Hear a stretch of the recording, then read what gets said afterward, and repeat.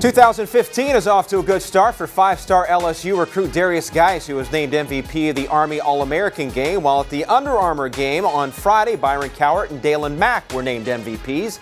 Mack tweeted Sunday that TCU was his leader, while Cowart has said all along he'll make his decision on signing day. Hello everyone, I'm Ray Crawford. There were those games, plus the Semper Fidelis All-American game in California on Sunday. So with the nation's top players on the field over the weekend and National Signing Day less than a month away, let's get a recruiting update from our go-to guy, Allen Trieu from Scout.com. So Allen, who raised their stock the most over the weekend? Well, you mentioned those MVPs, but I was at the Army Bowl all week, and there wasn't a player on the East squad that was more dominant than Georgia commit Trenton Thompson.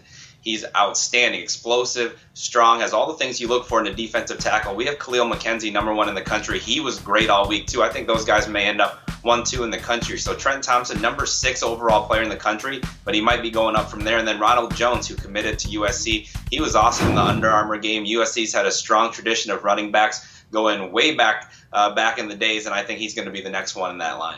So the quarterbacks threw for 418 yards in the Army game, 372 in the Under Armour game, a good bit of passing in the Semper Fidelis game as well. So which quarterback helped themselves the most?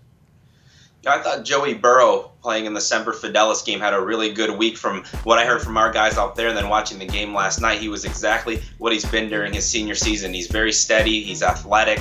He can run with the football, but he can also throw on the move, which will help him out at Ohio State. And I thought out of all the highly ranked guys throughout the week, he was the guy that had, he's a 4-star, but a low 4-star, and I think he raised his stock. Also, look out for Minnesota commit Demry Croft. He had an outstanding game at the OD Bowl, and I think he's going to be a big-time player for the Gophers. So these games have become known for undecided players making verbal commitments. Which schools would you consider winners over the weekend?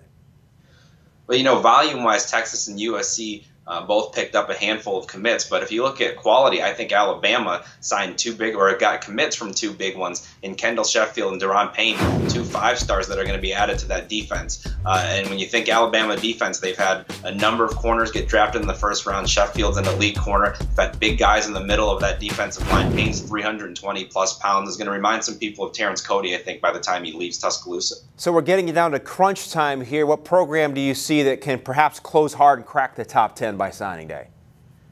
Well, the one to keep an eye out that's way down the list right now is Florida. They're number 72 in the country.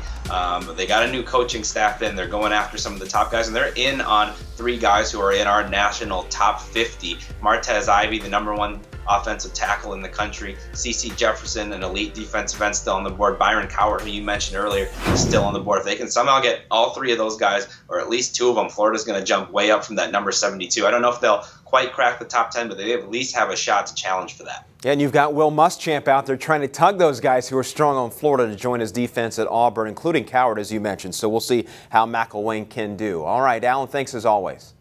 Absolutely. Thanks, Ray. Has Ohio State and Oregon's appearances in the national title game boosted recruiting? Check out our Allen Trieu and his insights on CampusInsiders.com.